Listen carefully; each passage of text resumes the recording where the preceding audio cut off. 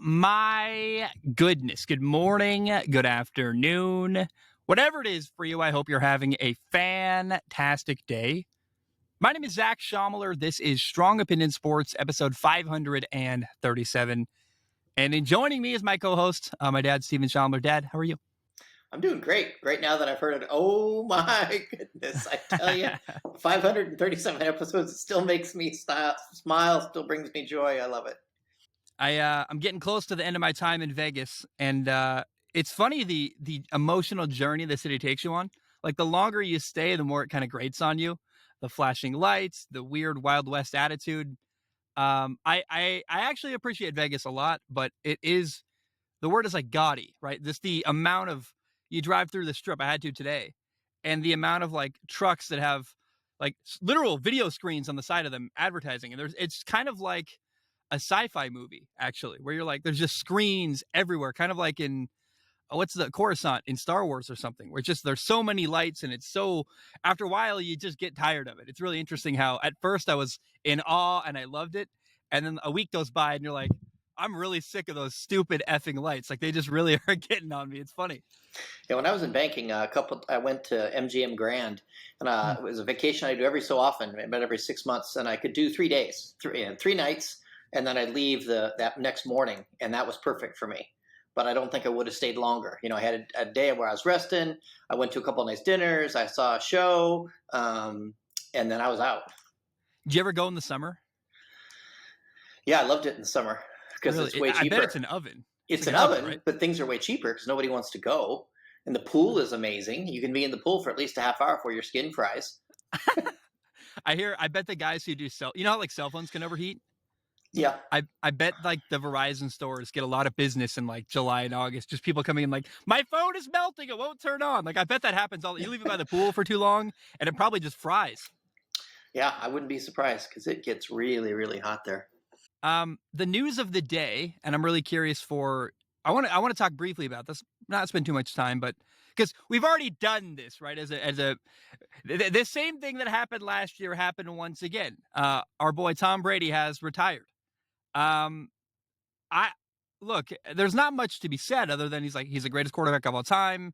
I didn't believe he was going to the Raiders, but I was talking to Brett Coleman this week, and he's like, well, he's got a deal with the Wynn Hotel to put the TB12 gym there, and that kind of sold me. But in the end, he's not going to Vegas, and it appears that Tom Brady's done in the NFL. What do you make of that?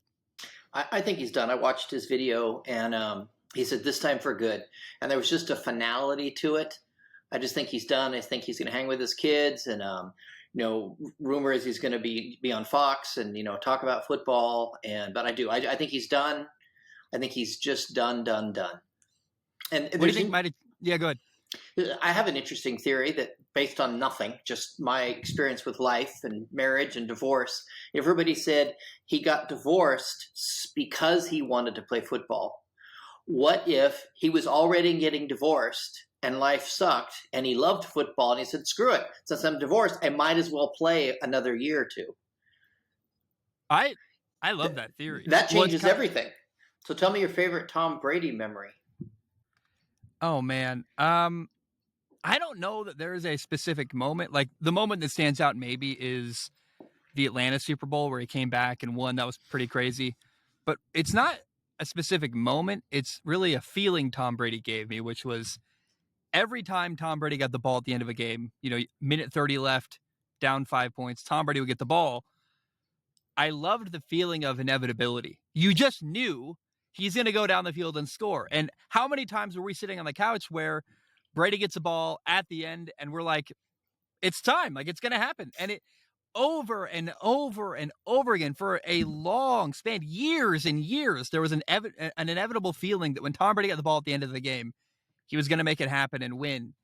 And I don't know, man. I just really, really will always appreciate that about him. Yes, he's the greatest of all time. As far as I don't even know what that means necessarily, but like he's awesome. He won a bunch. He's really cool. I was really heavily inspired by his work ethic. That was like I think that's what set him apart. But the new version of that is when Patrick Mahomes or Joe Burrow gets the ball at the end of a game. You're like, it's going to happen again. But nothing will ever quite match the feeling I felt when Tom Brady would get the ball at the end because you just knew, and he did it over and over again. What about you? Do you have a favorite Tom Brady moment or thing? Yeah, it leads into my football joy now. But when we went to Cincinnati to see Tom Brady play, that was a fantastic Mm. trip.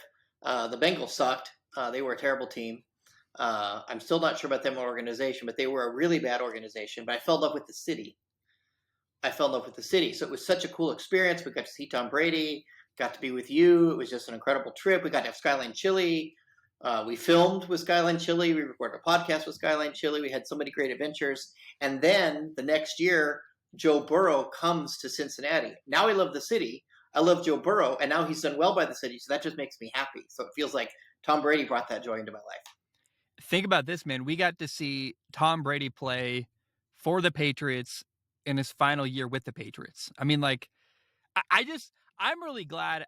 It's one of those things. We made it swing, in December, was it 2019, I believe? We're like, let's just make it happen. And we got to see something. Well, that's an experience you can never have again. You can never go back and watch Tom Brady live play for the Patriots. And that's the kind of thing that I really value is that's a really rare, unique, special thing we got to see that you can never have back. And it's like a concert. You hear about legendary concerts that they only happen once and you got to be there. And I'm just really glad that we got to watch him live. I mean, that really, to watch my favorite player of all time play live was pretty dang cool. Yeah, so for me, he's the greatest of all time. He's what that means for me is I've never seen anyone play quarterback better. Um, Mm. and I understand better now. To me, it's pretty to my uneducated basketball eyes. Um, I think LeBron James is better than Michael Jordan. But now I understand people that defend Jordan because it's quite likely that maybe 10 years from now, Mahomes will be as good as Brady or better or Burrow, one of the two. I think they both have the capacity. But even if they are, I'll probably still be like, oh, no, no, I want it to be Tom Brady because I have that emotional attachment that overrides any logic. Well, I got to say, Tom Brady, what's really cool about Tom Brady to me, he is not the most talented quarterback of all time.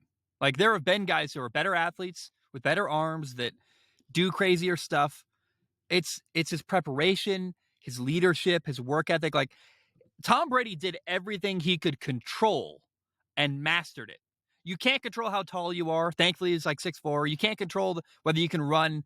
You can get a little bit faster, but you can only get so much faster. He wasn't a freak of nature athlete, but everything he could control, he mastered. He was a highly skilled player rather than a highly talented player. Does that make sense? Like you can work on skills and get more skilled, and he's the most skilled quarterback ever to play. And that's what I really love about him is he just prepared hard and controlled everything he could control and dominated it. And even his people skills, just you hear of new players showing up in the locker room and he walks up and says, hey, my name's Tom. And they're like, I know who you are. Are you kidding me? My dad played with you or whatever. And then he would DM people on his team, happy anniversary or happy birthday. And those little things made a huge difference. And off-season workouts with his team. There's quarterbacks that, live in Wisconsin that won't even bother to meet with their players. And that's why they lose. But Tom Brady did those kind of things. That's why he has so much more success than I think a lot. Like you said, I love it. Mahomes almost makes it look easy, like he's just as gifted. And he may work hard, but I don't get the same sense of his hard work as it seems like Brady put in. Yeah, it's the appearance, right? When you start maybe where Tom Brady started as this terrible athlete who's slow and has a bad arm, like, and you watch. We talked last week about Jalen Hurts, how Jalen Hurts every single year we watch him, he gets better. Tom Brady quietly did the same thing. I mean, every year you watch Tom Brady, his mechanics changed a little bit, his footwork got a little better here and there. He was just always improving, and I think that's just an really admirable quality in a person, let alone an athlete, is someone who's always working to get a little bit better at what they do. And I just think that's cool, man. I understand if you're not a huge Tom Brady fan, but I've learned I tend to not even get along with people that don't at least respect Tom Brady. I had a coach one time who I didn't like him to begin with, but what should have been a red flag for me is that he hated Tom Brady. And again, it's one thing to not like him. Like I love Tom Brady. I'm a fan. I don't care if you're not a fan of Tom Brady. But if you don't at least respect baseline what he's done and his approach to the game, that's pretty weird to me. And I've learned if people don't respect Tom Brady, I'm probably not going to get along with them on a human level either. It's kind of a weird little silly rule I have for life, but it's worked so far for me that it tends to be that people that don't respect Tom Brady tend to be people I don't get along with because our values are different. Yeah, well, that's a great way to put it. Your values are different. Exactly. And I don't care about the Super Bowls. I'm happy he won Super Bowls and all that. It's just like you said, the way he played the game, the way he conducted himself, it just seemed like he put the hard work in and made it happen. That's the thing that speaks to me. And I want to, I said this before, I want to repeat it. Tom Brady's the American dream. Like Tom Brady's the idea of someone who starts from nothing and became a multimillionaire who dominated and won a bunch. And he's like a story of what hard work can really do for you. Hard work and preparation really does pay off. It paid off for Tom Brady. And I find that really inspiring. And I think that's really cool. And it's a story repeated throughout all kinds of forms of entertainment and mediums and whatever. But I love the story of someone who they succeeded by preparing hard and working really hard, and having a great attitude. And that's just awesome to me. I really love that.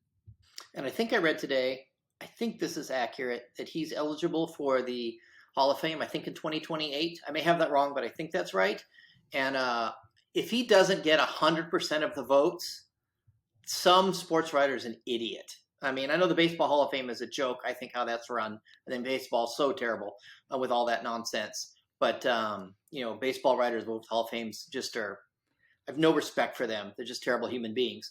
But I just, come on, he's got to get all the votes. Can't however they do it. I mean, anyways. I gotta say, I look forward to his speech whenever that happens, and then there's the drama of Bill Belichick being involved, and I'm sure Robert Kraft will be there, right? But what does he say about Bill Belichick in his Hall of Fame speech? I'm sure he mentions him, and if he doesn't, that's crazy. And I am rooting for 5 years from now a fun moment of them reuniting on a stage and giving each other a hug and celebrating together. I hope that's what we get to see 5 years from now. I don't think they do. I don't think they dislike each other. I think the relationship came to an end and they moved on from each other. But I don't get the sense there's any animosity between Brady and Belichick. And I hope that 5 years from now, the speech is awesome and we get to see them celebrating together. That'd be really cool. Well, and time distance, you tend to look back and say, "Wow, those were really special events." And there may have been some heartache around it, but those are events and special achievements and accomplishments nobody else had, and I think it will sweeten that for them, and they'll want to raise a toast and remember that. That's very true. I love that. Yeah. Okay, Tom Brady. It's the end of an era. It's which I'm sad for. But what I love football is I feel like I got Burrow and Mahomes that to me are like. I'm not saying they're as good as, but as far as compelling to me and skill level and achievement, I got two more coming up just like it. What can I say? We had Brady and Peyton Manning in the AFC together. They played each other all the time. I always felt like one of those two guys was going to the Super Bowl, and they played each other regularly in the AFC title game to get into the Super Bowl. Now we have Burrow and Mahomes, and 2 years in a row now they've played each other to get into the Super Bowl, and there's a rivalry happening. And I actually think the rivalry between Kansas City and Cincinnati and Burrow and Mahomes is even more fun than Brady and Manning because we have social media now. We have more cameras than ever before. And frankly, the Patriots were like so media lockdown. They wouldn't let you talk or have fun. Whereas both Cincinnati and Kansas City allow their players to talk a little more and have more personality. So I think Mahomes and Burrow is going to be an even more fun rivalry and an even more fun thing to watch than even Manning and Brady was. And that's a crazy thing to say because Brady Manning, Colts Patriots was such a legendary rivalry for years, and we might be on the cusp of an even better rivalry now. And I love that thought. Yeah, people that are fans of a team, I just want to encourage them that your team is going to have ups and downs. Unless you're a Cowboys fan, and then you're just gonna have downs. But if you, am I wrong? You can't help it. Whether it's Aaron Rodgers or the Cowboys, you can never hold your tongue and keep yourself from saying a cutting little thing at them. And it's so funny to me. I'm like, all right, man, you have fun with it. I would encourage you, if you're a fan of a team, your team's going to have ups and downs. And if you can, it's fine. Like, what did you say the other day? I heard you say you're a Mariners fan and you can't get rid of being a fan or something like that? What's your phrase? You can't.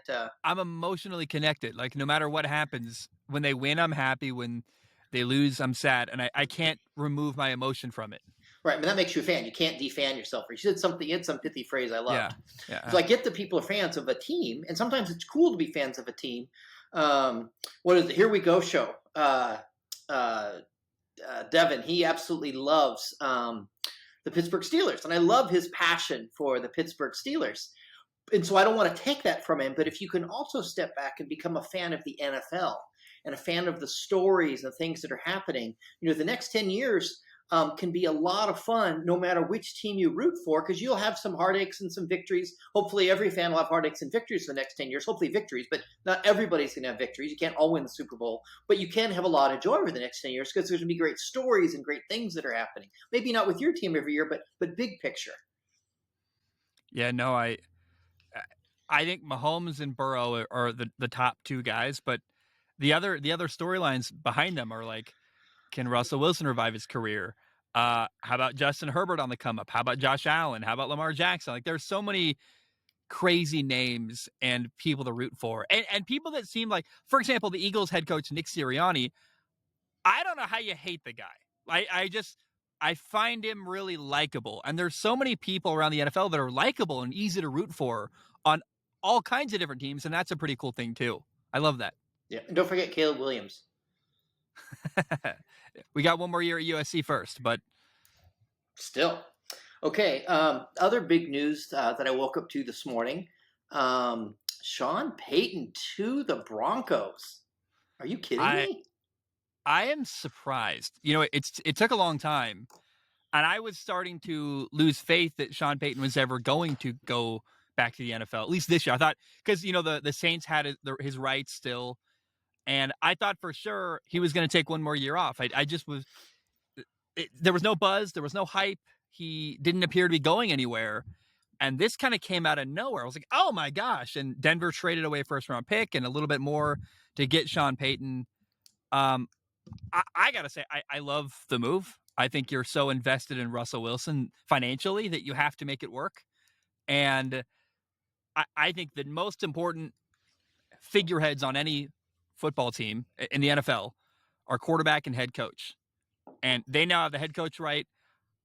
At one point, I felt like Russell Wilson was the right quarterback. I got to watch film, but I'm really curious. Russell Wilson not only wasn't very good this year, but he came across as weird. Like there's all these weird stories, and he's getting made fun of a lot, and the working out on the plane, and like all the. Does Russell Wilson strike you as a little bit cringy or a little bit inauthentic?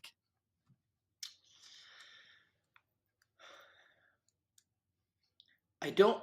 I think if he's inauthentic, it's not intentional. I think he doesn't know how to be authentic, and I think he wants to be. I just think he's really nerdy. Honestly, I think he's just really a nerd. And I think if you would just lean into that and quit trying to be cool, and say, I'm just a goofball, I'm just whatever it is, however his nerdy presents itself, I think that would be more authentic. But he's trying to have a good-looking brand as opposed to having a real brand. So you're saying he's more like Kirk Cousins, who's kind of a goofball and leans into it. Yes. Yeah. Yeah. So your stepmom, my wife, she's writing her book. She's written her book and she's working on getting it published. Falling in love with my career, and I'm going to help her with marketing. It's a thing I do. And so one of my thoughts, and I may not do this, is I think I'm going to start a TikTok channel for book talk, specifically me, the husband, promoting my wife's book. And so we're having fun. We had a meeting today about the book. I'm working on the audio stuff, and I'm really learning about publishing. We're doing all this, really, I'm a published author, but still, I'm still learning a lot from this experience. And so we were teasing, and, I said, well, I want a title then. If I'm going to make this TikTok account, I want a title promoting my wife's book because, she's kind of private. She's not going to promote it like I will, and I can just authentically promote crap I love. That's what I do authentically. I promote stuff I love. And I said, I want a title, and I said, like, I'll be the chief executive assistant or something. And she smiled and laughed and said, well, you can be my book boy. I said, well, I want to go from book boy and someday become book man. and maybe I can eventually be the chief executive book boy. We're laughing, and I probably, if we do that, I probably will lean into that and say, yeah, I'm just the book boy, and I'll say things. I normally say, hey, don't look at me. I'm just the eye candy. She's the brains of the operation. But I can say that and have fun and be self-deprecating that way, and I don't care if like, oh, it's kind of demeaning. You're the book boy. And it's like, well, someday I'll grow up and be the book man, because I really just want to promote it. And I think that some kind of that freewheeling goofiness somehow somewhere is inside of Russell Wilson. And I think the enthusiasm he got with Pete Carroll was kind of got toward it. But he's trying to look cool and upright and dress sharp and be nice and be this professional, when I think his actual personality is just different. There are so many times where he'll do an interview. For example, after like the Colts game this year, which is just an awful, awful football game on Thursday night. Just that horrible, probably the worst game of the year. Thursday night football, it was just a disaster. And Russell Wilson, like, after the game, was saying all the right stuff on paper, like, and it felt totally fake. I'm like, you're not frustrated? He never said, this sucks, I hate losing. And I wanted that from Russ. I wanted Russell Wilson to say, like, obviously I'm not having fun. I want to win. And he refuses to ever go to a point of, he'll never say anything negative, and I think it actually hurts him. Because his teammates are like waiting for him to be like, what do you mean? Like, you're always we're going to figure it out. It's so positive at a point that gets grating. When you're losing over and over again, it's like, we want to hear what you really think, which is you're frustrated. It's okay to say that. And he just refuses to ever be negative. That's what I mean when I say he's inauthentic. He's so aware of the impact of what he's saying. And I think he's overcorrecting and thinking maybe too much about it. I don't know how to explain that right, but he's overthinking, I think, every answer he's giving, which is really irritating to me. Well, I think when you're not comfortable with who you are, and that what you present matters, I think that creates a disconnect. So I don't think he's trying to deceive. I don't think he's trying to be somebody he's not. I just think he's not comfortable with who he is. Like, I'm comfortable being a bit goofy and people thinking I'm a bit stupid, because I'm not. I'm really, really smart. I'm really amazing. I'm incredibly good looking. And even now I'm saying that kind of tongue in cheek, but I'm at peace with who I am, and that makes it easy to have a little give and take and some joking and things. And if he's not centered inside with who he is, if he's been led to believe it's not okay to be that kind of however his nerdy presents itself. I sent you the link, and I put it on my Instagram story to DC, their new slate of movies. And I'm so excited about that. And I'm excited about Swamp Thing and Creature Commandos. Are you kidding? I read that. And I don't mind that there'll be people that are fans of mine that'll go, oh, that's stupid. They don't even want to hear that I know that stuff. But I'm okay. It's part of me and I like it. And I think there's parts of Russ that he just hasn't embraced yet. So I don't think he's trying to deceive. That's fair. Well, I don't think it comes from a bad place. And in one of my favorite books that I read when I was a kid was Drew Brees' book, Coming Back Stronger. It's all about how they won a Super Bowl in New Orleans. And he tells a story that early on in his time in New Orleans, he kept he's coming off of this crazy shoulder injury. And like one of his first practices back, he keeps throwing the ball in the dirt, like underthrowing every receiver. And it's really weighing on him. He's like frustrated, and it's getting worse and worse. And he's kind of embarrassed. Like, he's supposed to save this franchise and be their starting quarterback, and he can barely get the ball where he's trying to throw. And Sean Payton said this little thing. He said, use your legs. You're just missing one aspect. And it clicked like that, and suddenly every throw is on target. And I would imagine if there's any coach who can fix or revive Russell Wilson, for lack of a better word, and fix his career and get him back on track, it is Sean Payton. And I think the hire is great. I think he does. Russell Wilson is going to work really hard. And I think when you have someone, how do I even say this? Like, when you give a person who works really hard the right path and say, just follow your coaching, do this thing, all he's got to do is be given a plan to follow, and he's going to kill it. And I think Sean Payton's the right person to create a plan for him to get back on track and win and dominate. And I think they're a match made in heaven. I really am excited. Do you feel pretty good about Sean Payton and Russell Wilson working together? No quarterback has ever fallen off a cliff without like some kind of injury like Russell Wilson has. It's never happened before. So I wonder if the issue is not in his body, but between his ears. So his I don't even know the word for it. He had a guy like his advisor basically who was helping him, Yep. kind of a psychologist, but kind of not. He died, Yep. and that appears to be affecting him a lot. Yeah, and And I go back to well, go ahead. he probably didn't give himself permission to grieve. Mm, Yeah, and I think so. I think if anyone can help him, it's a weird enigma to me. So I speculate the issue is up here more than anything else, and maybe here yeah, in his heart, maybe not grieving. Because if you don't grieve like going to the bathroom. That's funny and it's pithy. But if you don't grieve, bad things happen. Just like if you don't go to the bathroom. But I think the where Sean Payton comes in, I really believe this is. I think he will do a fantastic job of being a healthy authority, which can give father energy to Russell Wilson, the safe dad, the caring dad that encourages you. And Pete we know Carroll, Russ's dad died too. I don't know if you know that. yeah. Whereas I think Pete Carroll never, I would want to have Pete Carroll be my coach, but never my dad. When Nathaniel Hackett, who the coach Denver had this year, seemed kind of starstruck by Russ. Like there wasn't a, you said the word authority. Nathaniel Hackett was not, didn't exactly like the grown up in the room. He was like the kid who was happy to be there. Oh my God, I get to work with Russ. This is so amazing. And I think that's not what Russ needs. You're right. He needs an authority figure. But there's two aspects here. He needs a coach to give him a game plan, like a plan on the field. Here's the playbook. Here's how we're going to learn it. We're going to put you in a good position with the right formations and the right play calls, all that stuff. So you got to be set up to succeed football wise. But then there's the creativity of being a head coach that is getting the best out of your players and giving them psychologically and emotionally what they need. I guarantee Sean Payton is cut out for that. I really, really have confidence Sean Payton's going to give Russ the leadership and emotional encouragement he really needs to succeed. I just couldn't feel better that there's a coach more prepared to put Russell Wilson in the position he needs to succeed on the field and off the field. That the Broncos make the playoffs. Hmm. I don't know that they'll win a game. I don't know that they may or Yeah. not be good enough to win the game, but they got the horses. They got the skill players. They have the coach. And if anybody can pull it off, Sean Payton can, and I will not be surprised. I think they will make the playoffs. And the other thing is that if Russell Wilson is toast, Sean Payton will bench him. Period. Yeah. That's it. Period. He gives no Fs. He will do everything he can to help him. But if you're just done, he's not going to keep throwing good matches on a wet log. He will just start the kid that is okay. Because with just an okay player quarterback, Sean Payton can make magic happen. I mean, Jameis Winston. Hello, that's all you got to say. Yeah. It's an interesting thought. Denver's going to be better, I think, than they were. And then you look around the league, and I think about the teams that made the playoffs this year. Miami made the playoffs. They were, they were one and done. The Vikings made the playoffs. They lost in the first round. The Chargers made the playoffs. They lost in the first round.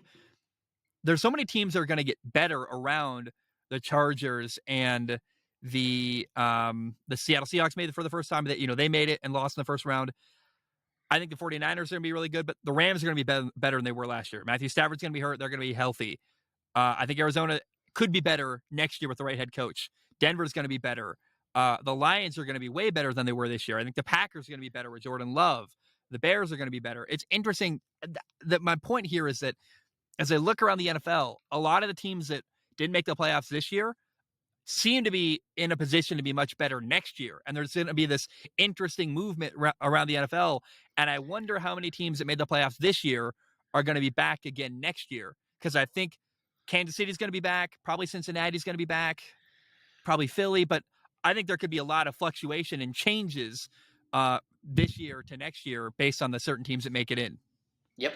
That'll be fun. I look forward to having discussions next August about that. Because Bills aren't going to be as good. Will they make the playoffs or not? I don't know. The Patriots got an offensive coordinator. I think they're going to be better. Yep. Arizona's not going to be better. They still have Kyler Murray. Not. So, well, what's crazy? I thought maybe I thought that was where Sean Payton would go, was Arizona, and I'm surprised that he's going to Denver. I thought he would work. What's clear to me, because you would have believed Sean Payton had to sign off on this. Like if he doesn't want to go to Denver, Denver's not going to make the move to trade for him. Why did Sean Payton prefer to work in Denver with Russell Wilson than in Arizona with Kyler Murray? Because we would imagine the conversation happened. Like there, at some point, Arizona made an offer, I would think, to You work with said Sean it. Payton. What is Russell Wilson's greatest asset, greatest strength as a quarterback? You said it. He works What is it? hard. He's a hard worker. Does any energy leak out of Kyler Murray to you that he's a hard, disciplined worker? That you can tell him, study this book, run these routes, run these laps, do these push-ups, whatever the work is. If you give Russell Wilson, you need to move these 50 bricks every day over here and over here, he'll just freaking do it. I think Kyler Murray will not. He does not seem to me to be a hard worker. So I want to, I don't challenge you here, but I was talking to Marcus Whitman about this the other day. Marcus Whitman, that franchise guy, friend of the show, and he pointed out that, Kyler Murray is really accomplished on the field. Offensive Rookie of the Year, Heisman Trophy, all this stuff. And on one hand, I don't think you can succeed as much as Kyler Murray has with no preparation. But what is true to me is that the energy that leaks out of Kyler Murray is not the same intensity as Russell Wilson. There's a hunger and a desire, and you're right. I am sure whatever you put in front of Russell Wilson is going to get done and then some. He's going to go above and beyond. I don't know that Kyler Murray goes above and beyond every time. And you're right. Who would you rather work with? The guy who you know is going to go above and beyond, or the kid who's talented and you have doubts about? I think Kyler Murray can get away with not much work because he's an incredibly gifted athlete. And I think he's relied on that. And I think the longer that he's in the NFL, the less he's going to get a little bit less stronger and faster every year, even if it's just 0.5%. But 0.5% every year, if that 5% could make a difference after 10 years. And I just don't get the sense that he works hard. I don't believe that he works hard. He may, but I don't see it. I don't hear it. I'm not buying it. And the other thing I think is that I think Sean Payton wants to have the freedom to bench the guy that really can't get the job done. And they have seemed more loyal to Kyler Murray and the bright, shiny object of Kyler Murray than they are to winning. And I don't think that's going to be the case in Denver. Do you think that Sean Payton can make Russ a more effective leader? I think if Sean Payton, I think indirectly, because I think he will help him get more comfortable with who he is. And if he's more real with who he is and less polished, I think real Russell Wilson is not as polished. And then that realness his hard work already earns respect. His achievements already earn respect. And then if he's more real and less polished, I think then people will like him. And people aren't going to follow you if they don't like you. More polished meaning the slicked back hair and the presentation style. Yeah. I just don't think that's really him. Quit trying to be polished. Just be you. But if you don't feel safe being you, you can't be. Yeah. Well, it's fun to look forward to with Russell Wilson. How does he act in interviews? It's just so fun to follow this stuff, to see everything, because the microscope is going to be on Russell Wilson and Sean Payton. And I can't wait to see what happened. It's like a science experiment. What's going to happen? I don't know. And I love that. It gives me comfort and joy to look forward to seeing this stuff play out that could go either way. And there's so many possibilities here. And it just gives me so much joy to have something to look forward to see how it's going to play out in Denver with Russ and Sean Payton. All right. And the Houston Texans have a new head coach. Yeah, the Texans hired DeMeco Ryans, who so I did a guest appearance on the Fully Inflated Football podcast, Marcus Whitman's show. Great. I love the guy.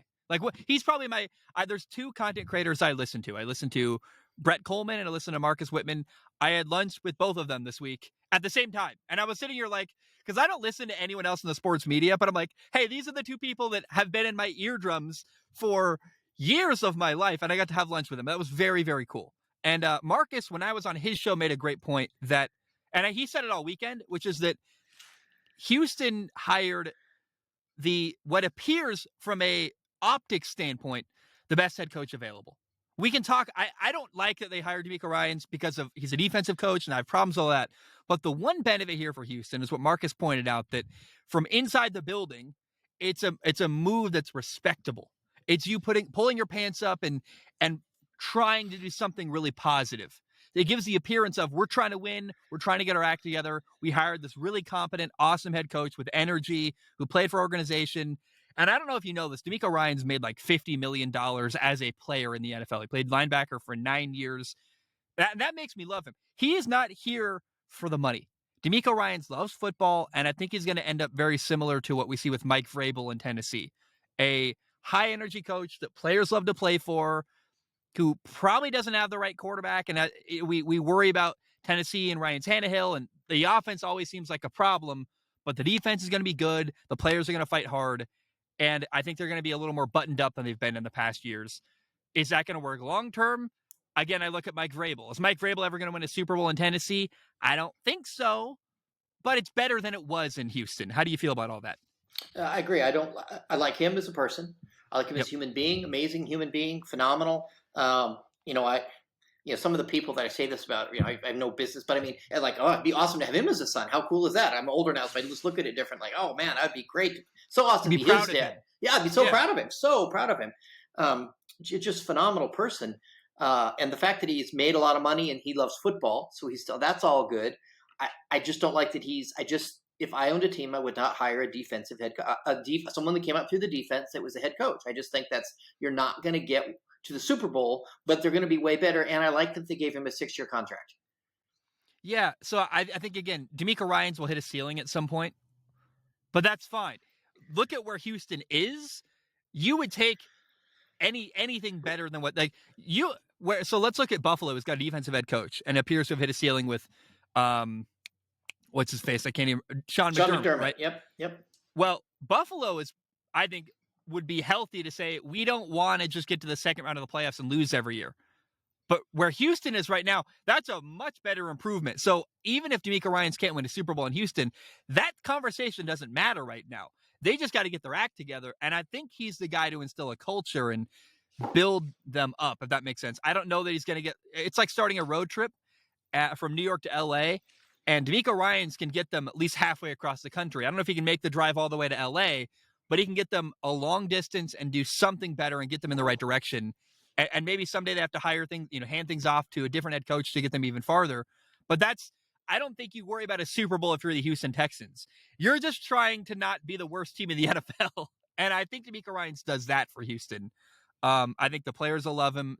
He's going to be respected, and they're going to fight hard, and that's all good stuff. I see nothing but positive, even if long-term it's a bit lacking, because, again, I worry who's going to work with the quarterback, and what about, that's the most important position in football is your quarterback. I just think that this is a step in the right direction, even if there's some things to be lacking still with hiring DeMeco Ryans. So I don't want to steal your thunder, but I have the next topic. I have an unorthodox thought. Now, I approach it just like a clueless fan, but I do think that Vic Fangio will be a defensive coordinator in the NFL, and I do not think he'll be with Miami. Really? Yeah. Why do you say that? Because guess who now? Where was the new quarterback or the new head coach of the Texans? The San Francisco 49ers. And guess who now needs a defensive coordinator? Well, there's a lot to this, if I may. Do you know any reason why Vic Fangio is highly connected to the Bay Area? No. So I guess I asked you that question. That was kind of mean. I knew you didn't know the answer. Vic Fangio has been working at Stanford. They gave him an office in Palo Alto. He's been working and living in the Bay Area and then advising for the Philadelphia Eagles, but living in Palo Alto, working in the Bay Area. Now, Mike McDaniel used to coach for the 49ers. He's well connected to the 49ers organization. And I think when you step back, you go, okay, the 49ers are about to lose their defensive coordinator, DeMeco Ryans. They're probably going to hire Vic Fangio. And I think what happened was, because it's been announced that Vic Fangio is going to be the defensive coordinator in Miami. Mike McDaniel went, bing, bing, bing, bing, bing, bing, bing. How about I swoop in and steal the guy before the 49ers can get their hands on him? That's what happened. I love that. I think it's awesome. You have something to say here, but for me, it sounds like Vic Fangio doesn't want to be a head coach ever again in the NFL. He hated the responsibility of coaching Denver and trying to deal with the quarterback, and he just wants to focus on the defense and let an offensive genius run the offensive side of the football. So That's exactly what Mike McDaniel's going to do for Vic Fangio in Miami. Go as ahead. I understand it, Miami said or implied, "Hey, we signed Fangio," and Fangio's like, "Just a minute, I haven't actually taken the job yet." So there's another team in addition to the 49ers that Fangio now, if you look at these three teams, I think that Miami comes in second or third. Interesting. So let me ask you. So you ready for my next team? No, I want to ask you this first. So I missed something. I saw the announcement Miami saying we got Vic Fangio, and that's not quite true. Apparently, Vic Fangio said I haven't signed anything yet. Correct. I missed that. I didn't realize that. That's bad news for Miami because I thought they swooped in and stole him before anyone else could get their hands on him. No. It sounds like Vic Fangio is using this as leverage to get a better offer financially from other teams, I would think. So here's another team that's rumored to be in talks with Vic Fangio, the Denver Broncos. I knew it. I'm not shocked. And so when Vic Fangio coached the Denver Broncos, their defense was awesome. Like they really were. And it's a lot of the same players still there. Oh man. So if you're Vic Fangio and you can choose between, you get to choose between Denver, the 49ers, or Miami, I don't know why you would choose Miami, because Miami is not going to win as many games next year as they did this year, and they are not an ascending team. And the 49ers are going to be, they're going to be the top four. If we had college football rankings for NFL, they'd be ranked number 4 or better when the year starts, even though they don't have a quarterback. I would go to Denver. So would I, because you get to work with Sean Payton, and you have a ownership that seems willing to spend money. And how cool would it be to coach with Sean stinking Payton? I just love the fact that he was the head coach there and might end up back there again. It's just very interesting to me. But I know that he doesn't care. I know for me, I'd be like, well, Miami is nice and there's no state income tax. That'd be awesome. I don't. Another really interesting question is who's got the most stable quarterback situation, right? Because head coach and quarterback are the most important positions. And if you're Vic Fangio looking at these three teams, you got Brock Purdy, Trey Lance, this weird controversy, and Kyle Shanahan in San Francisco, Russell Wilson and Sean Payton in Denver, and then Mike McDaniel and Tua in Miami. I don't trust Tua if I'm looking at that job. And I'm like, look, Mike McDaniel, you got to have a great quarterback. I like Mike McDaniel. They're this awesome young guy, but I don't know that Tua is going to work out. Kyle Shanahan's cool. He's a great coach. They got a loaded football team, but I have questions about the quarterback situation. You got questions about Russell Wilson, but if Sean Payton doesn't work with Russell Wilson, Sean Payton's still going to be there. He's not going to lose his job. So it's job security with a coach you trust, and I think maybe of the three coaches you could work with, Kyle Shanahan, Sean Payton, or Mike McDaniel, who's the most stable, secure, and I think he would have more kinship with an older guy, Sean Payton, than the young guys, Kyle Shanahan and Mike McDaniel. I didn't know that it was up in the air. And now knowing that, I'm pretty confident that Vic Fangio is going to go to Denver, actually. That surprises me. I thought it was a done deal, him going to Miami. Oh, man, I think him going to Denver is very enticing and crazy because, again, he was once very recently the head coach there. Yeah, it was the NFL Network and NFL reporters who reported that Fangio to the Dolphins had agreed to make him the highest paid quarterback in the NFL. But then shortly after that, a lot of reporters, including Mike Silver of the San Francisco Chronicle, said, not so fast. And now other news outlets are reporting that now the Denver Broncos are in talks. And you can bet your bippy that as soon as he said yes, Sean Payton immediately called Fangio, because Sean Payton's an incredible recruiter. Yeah, and a verbal agreement isn't a contract signed. Yeah. And all a verbal agreement is leverage. Well, and he may not have even had that much, and someone could have tried to put leverage and like, hey, we're gonna, but you just don't do that. You just don't go public until it's done. It backfires. Yeah. Oh man. Okay, so the Cowboys, which I predicted would lose more games next year than they did, do even worse next year than this year. They dumped my opinion, not what's reported. My sources tell me. My sources inside the Cowboys locker room. Just Oh kidding. yeah, you had those for sure. I have the I'm sources. I'm Oh sure. yes. Yeah. You're actually best friends with Dak Prescott. You call him every day. I have no doubt. They unceremoniously dumped Kellen Moore. They got rid of Kellen Moore. Now I know it was reported they agreed to part ways, but I think as soon as goofball Mike McCarthy said, "Oh well, we don't know about Kellen Moore. He'll be evaluated like everybody. I can't." And then the next coach, "Oh yeah, the defensive guy's staying, but we're not sure about Kellen Moore." Kellen Moore's like, "F you, I'm out of here." Yeah, that's what happened. I don't know that the Cowboys fired Kellen Moore. They alluded that they might, and I it's think they what. alluded they were gonna. So here's what happened. The Cowboys said we're going to do a long evaluation process of all our head coaches, or sorry, of our coaching staff, and evaluate who's coming back and who's not. And they very publicly kind of threw Kellen Moore under the bus, say we're going to evaluate Kellen Moore really heavily. And Kellen Moore was like, "You are? Well, then I can get a job somewhere else where I'm actually wanted." It's like you're dating a girl who's like, "I'm not sure if I like you," and you're like, "Well, okay, then I'll go find someone who's excited to go on a date with me. I'm not going to waste time with someone who's not sure if they like me or not." Kellen Moore was self-aware. I can get a job in Houston or LA or all over the NFL. There's going to be lots of opportunities for him. And what's really fun about the Cowboys firing or dragging their feet and not being sure if they like Kellen Moore and allowing him to leave is that I think they're about to get worse. I think losing Kellen Moore is really bad. And I don't even love Kellen Moore. He's like very solid as an offensive coordinator. But now you're going to have Mike McCarthy, I believe, even more involved in the play design and the play calling and the offense. And that's a terrible idea from my perspective. The reports I read is that he's going to be calling the plays next season, Mike McCarthy. And are you kidding me? Are you kidding me? That man has not met a creative streak he's ever liked. Dude, we say it all the time. The Cowboys just get in their own way constantly. And this is another example of that. And it's Jerry Jones getting in his own way. Well, and it's and some of your listeners will resonate with this. It's important what your family values are, and in a lot of families, an important family value is blame. Who did this? Who do we blame? And I think they decided this year they're going to pin it all on Kellen Moore. That's why Dak Prescott didn't do as good. It was Kellen Moore. So as long as you can blame Kellen Moore and get rid of him, well, now the problem. Now everything's a-okay.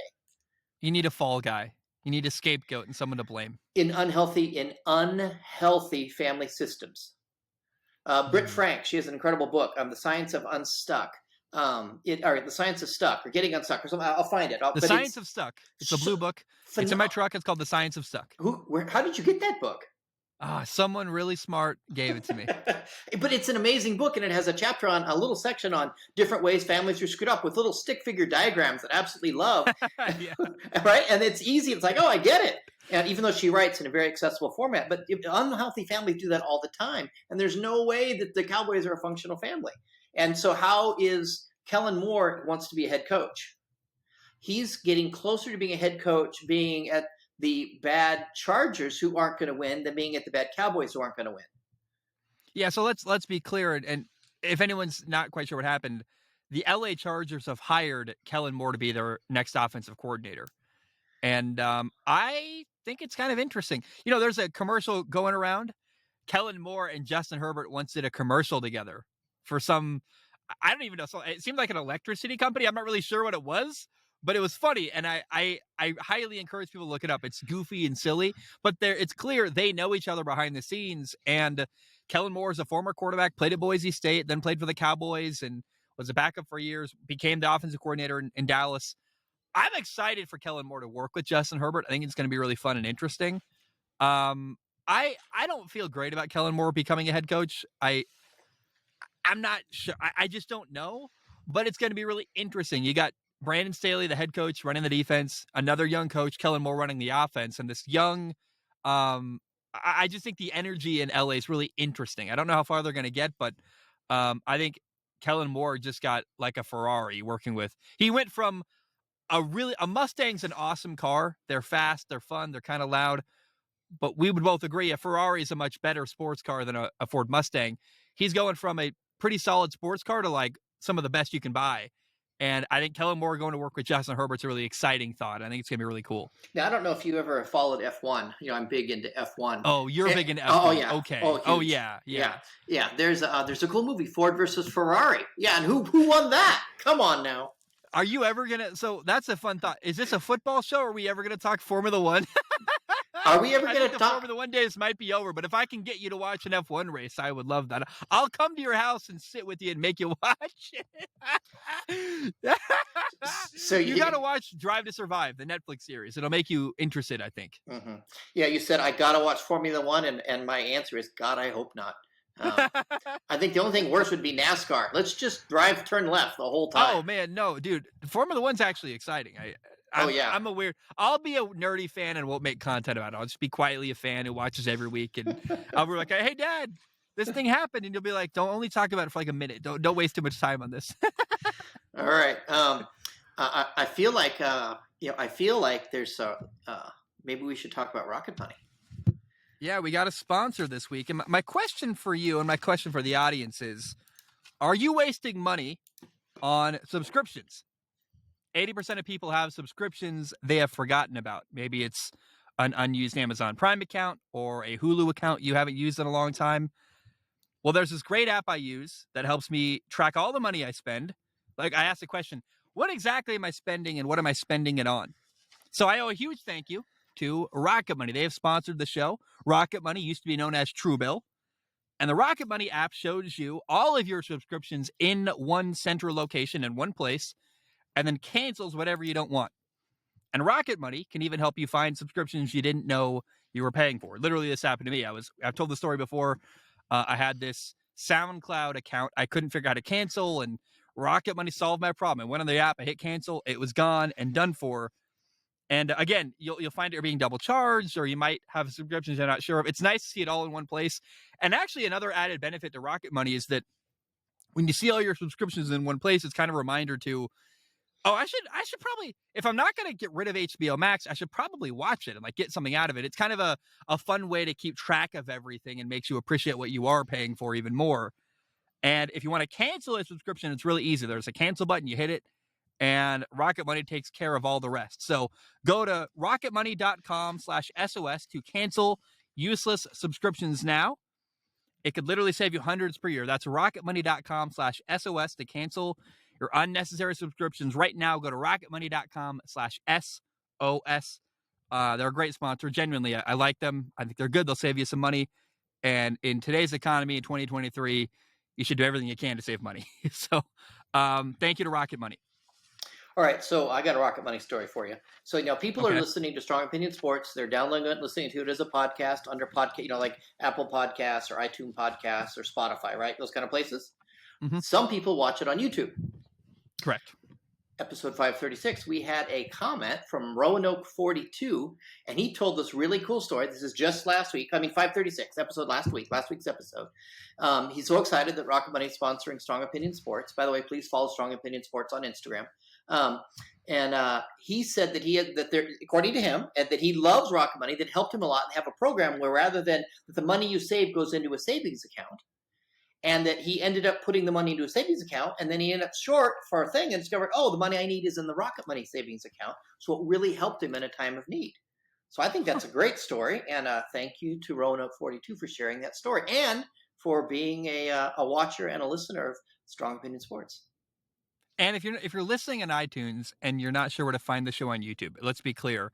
There's a new YouTube channel called Strong Opinion Sports Weekly, where we post the full episode of the podcast to go listen to it and watch on YouTube. So if you want to watch the show, the full version on YouTube, go to Strong Opinion Sports Weekly on YouTube and you will find it. Yeah, and the first 535 was our first one filming, and I look like some kind of ghastly villain because I'm technologically challenged because I'm old. The second episode, there was a glitch because I'm old, but this first episode, the third one, it will be good to watch, and I look amazing. Well, the last week's episode, there's just audio. Right, exactly. There's just audio because I screwed up again. Did you post just a black screen, or what'd you do? Just like the thumbnail for like an hour? Like, what did you do?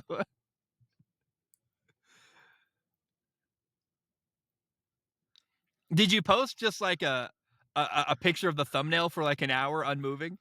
I put the thumbnail for just a few seconds, and then I put, "Hey, due to an unfortunate glitch, this week is audio only." And then I put another thing and stretched it out for the whole length. I'll have to teach you some stuff about how to edit video. I know a tremendous I amount now. think no, I think I actually have some ideas that'll help you edit the audio version. When I get back, I'm pretty proud of my audio skills, and I think I could. There's a couple tweaks we could make to make it sound even better in the future. I'm pretty excited. Okay, sounds Let's good. talk about let's talk about Kansas City and Cincinnati first, if we can. We'll talk about the next one second. Unless, would you rather start with the boring game? That would make No, sense I'd to me, rather. I guess. I want to close with the game that I actually enjoyed that didn't make me want to quit football. Oh, I don't know which one that could be, actually. The Bengals So Chiefs. which one do you want to? I want to So start with the Bengals Chiefs because I was so discouraged. I wanted to quit football. You were really frustrated watching Kansas City, Cincinnati. Yeah. Oh yeah. It was. You were openly rooting for Cincinnati. So what happened? Tell me about it. The refs. It was lots of people I respect said it was horribly officiated. And I normally don't care about horribly officiated. And just to be clear, I do not think the NFL is rigged. I think that's nonsense. I do think that someone on that coaching staff was paid off. It was so bad that I mean the ref, someone on the refs. I mean, yeah, one of the refs. I don't think the NFL's rigged, but I think that game was rigged. I don't think the NFL had anything to do with it. I just think one of those coaches or a couple of them. I don't know if someone kidnapped their kids. One of the refs. Refs, sorry, yeah, kidnapped their kids or paid them a lot of money or something. You know, Albert Breer said it very well. I respect Albert Breer. He's level-headed. He said the officiating in that game was absolutely atrocious. Wrecked a great game. And that's what it did for me, is it wrecked a great game. Mike Greenberg, who I respect, he says the officiating in this game was unimaginably terrible and very one-sided. And I lost my mind when they ran a play that didn't go the Chiefs' way, and they gave them a do-over and said, "Oh, that down never happened." And they were trying to explain it to Zach Taylor on the sidelines, and if it were me, I was yelling, "Throw the red flag! Like, challenge that! That is so ridiculous. That is so so they got a penalty on the 5th down, which gave them a first down. You shouldn't get 5 downs in football. That's not the way the game's played. There's a lot of other bad calls. I can forgive some of those missed calls, but that one was beyond egregious to me, and it lost my mind. I'm so glad we did record. I needed a couple of days to get my head around it, but I have a lot to respond with if you want some thoughts. I have a very level-headed approach to this that I think is interesting. And it'll be really fun to hear your response to my long monologue. Okay, I have a lot to say here. Okay. Number one is this. I actually don't think the calls ended up really affecting the game, which is really interesting. And let me finish before you come. I know you won't like this. At best, so it was totally unfair, and you hate unfairness. I totally agree. If I were Zach Taylor, the Bengals head coach, when you stop Kansas City on 3rd down, and then the refs decide suddenly, hey, actually that didn't count, we're going to redo it. I'd be like, no, I'm standing in the middle of the field until you correct this. This is not right. Call Roger Goodell. This is the game to get in the Super Bowl. I literally would mutiny and say, I'm not doing that. You're going to have to drag me off the field if you want to run this play. That's not acceptable. And what I don't understand is why. When do I get to ask questions before I explode? Okay, well, let me say one more thing. The XFL had a rule where they had a sky cam, where when things went wrong, the league office in New York would just say, hey, that's not right. Let's fix it. They use replay. They use their technology because there's technology everywhere. They solve problems immediately. And I don't understand why in today's NFL 2023, with cameras everywhere and ability to talk instantly all over the world, you can't just have people in New York say, you're wrong. Let's fix it right now. And if I were Zach Taylor, I'd be like, call Roger Goodell. We're not running another play until you fix this. This isn't right. I'd be really furious. What are your questions? I have a lot more to say. So you said, if I heard you correctly, you don't think the officiating impacted the game.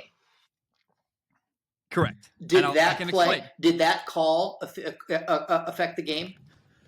Here's how the only way it might have affected the game, that call gave Kansas City an automatic, led to them getting a second chance on 3rd down.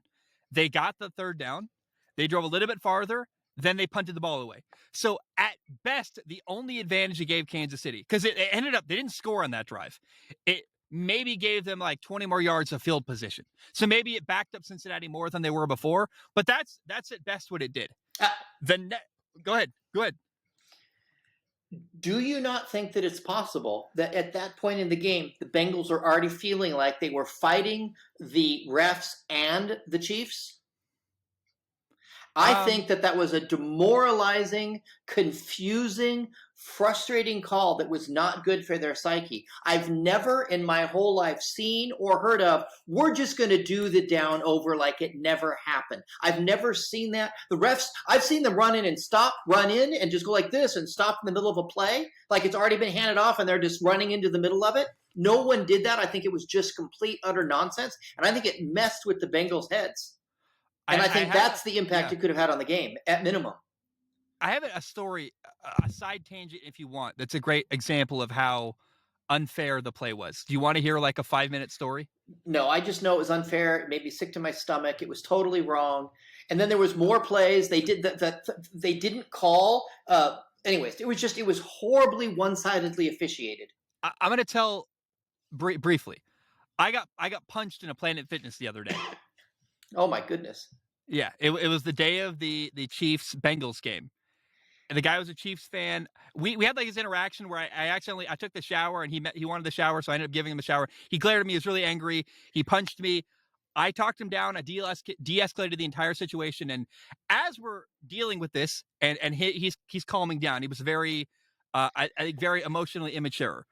He put on a Chiefs jersey. I'm like, oh, you love football. So I got him to not only tell me about how much he loves the Chiefs, but also, and he like went on and on. When you got him talking about the Chiefs, he talked forever. He actually ended up apologizing to me, like gave me a hug. It was a very weird interaction that was very uncomfortable, but I got punched and went from getting punched to having the guy apologize to me and leave.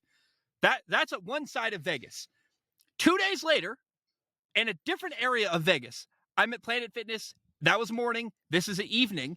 The guy walks into a different Planet Fitness as I'm leaving and goes, hey, what's up? And he was really nice to me. I'm like, dude, your team won. Aren't you excited? And he goes, and this is a very emotional person who I would not imagine much rationale from them. He said, I'm not very proud of that win because of the way it went down. That play where they got a redo was nonsense. And even as a Chiefs fan, that was hard for me. So this man, who's not a very reasonable person, who punched me in a Planet Fitness and doesn't have a lot of emotional maturity, even that guy said, this isn't quite right. And even said, I'm not proud of the victory. That's crazy to me. That's how bad that call was. And even irrational fans are like, I don't like what went down or how that went down. Yeah, it taints the victory. And I think rationally, not emotionally, the Chiefs did play better generally. But I just think the refs had it in the bag from the beginning. It made me not like football. It was frustrating. It was irritating. I'd have been fine with them, the Bengals losing in a game. But when that, I lost my mind, and I don't usually get that invested. I lost my mind when that down over down, and it went so bad. And just, and Joseph Asai, he pushed him. It was an understandable call the ref made. I would have made that call, but it's understandable.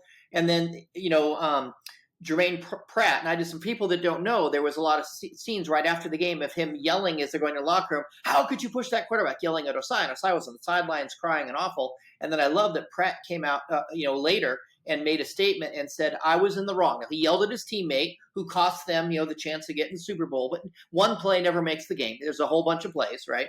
He says, I was in the moment. I was wrong. I would say I was wrong. As a man, you can look yourself in the mirror and say I was wrong. I wasn't a great teammate at that moment. That doesn't define me as a man. And he applied to Osai. But by then, it was just so far gone. It was terrible. Patrick Mahomes is running along the sideline. He gets out of bounds, and then Joseph Asai pushes him to the ground. It's a tacky call, but by the letter of the law, that is a late hit, unnecessary roughness on the quarterback. But it just felt crap. It's just like that, really, like that tacky call at the end. But also, it sent the Chiefs to the Super Bowl. But do you remember when Joey Bosa for the Chargers threw his helmet and got all mad? And you said you got to control your emotions in that moment. I have great empathy for Joseph Asai because when you're a defensive player in the NFL, you're a killer. Like, you are going to hit someone as hard as you possibly can. And to just go from, I'm going to knock this dude out, to suddenly he crosses a little white line and you can't touch him is really hard to change your mindset. So I have a lot of empathy for him. But you can't hit Patrick Mahomes out of bounds. Like, Well, so and that's a penalty. I hope defensive players across the league realize you can't hit quarterbacks. Just don't. I would Yeah. just pull up. I mean, I would probably would make as a defensive player because I'm not going to mess with the quarterback because you can't win anymore. Like, don't even tackle them. Just let you. I don't know how you play defense. It's so I have a collection of videos of the unnecessary roughness calls on quarterbacks getting sacked, and you're like, how is that a penalty? That's just a regular sack. So I have great empathy for defensive players, and I would encourage you, don't play defense. It's a rigged game. It's not fair, and you're never going to get the benefit of the doubt.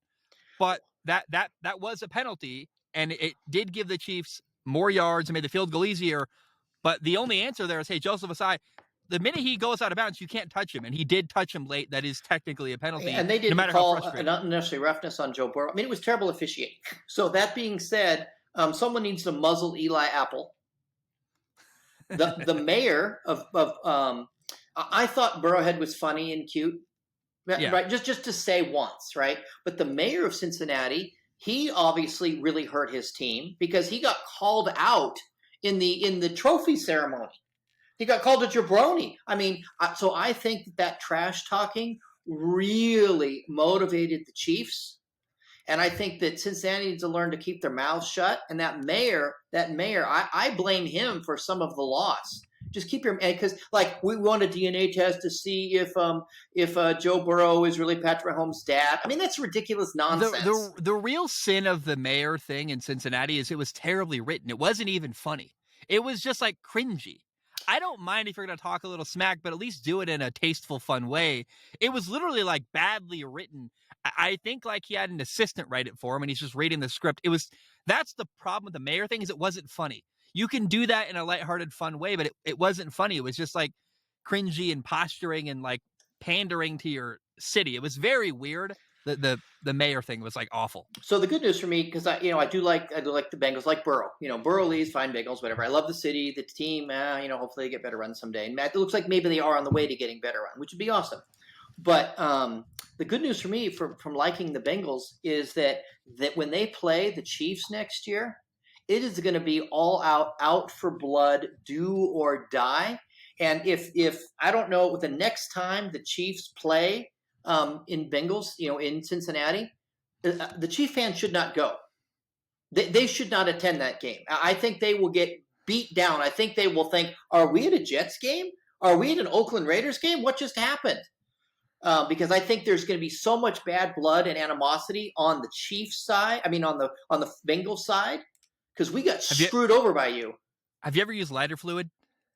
Oh yeah, love lighter fluid. When you're lighting a fire on the Oregon coast and you put some lighter fluid on, it goes poof, really big and really explode. The fire gets really hot and really like flares up. Yep. This game added fuel to the fire. This game made the Chiefs Bengals rivalry even better. It's more interesting. It's more fun for years to come. I think we're going to look back on this game and actually be grateful for what it did to this rivalry. So I'd like to say real quick, I lost a game in high school where we were number one on not top 10. We beat out the butt fumble. We were Keith Olbermann's world's worst. My first ever varsity start, I throw a touchdown with a minute 30 left. Then the opposing team, we go ahead touchdown. We have the lead. They go to kick a field goal with like 30 seconds left. We block it. They pick it up and run through our fans to score a touchdown. And it was insane. Look up River Skyview block field goal if you want. But my point is this. After the game, my head coach said, hey guys, look, that sucked. It felt unfair. But if you win by 20, it wouldn't have mattered. And I still, when we talk about the refs in this moment, I can't get over the fact that there were still a lot of missed opportunities by the Bengals. And that sucks. I don't like that. But Joe Burrow had the ball late in the game. It didn't put together a drive. And so the refs are going to suck all the oxygen out of the room. But the person I am goes, but you still had opportunities that refs or not, you could have been better. And whenever you could have been better, I have a hard time blaming someone else. I always just am an extreme accountability person who says, what could I have done better rather than how was the situation screwing me over?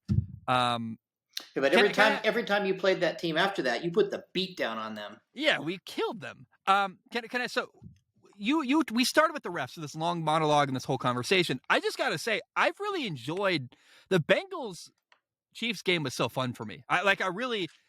It felt like it was a heavyweight fight. Two teams throwing haymakers after like crazy throws and crazy catches and big plays by big people.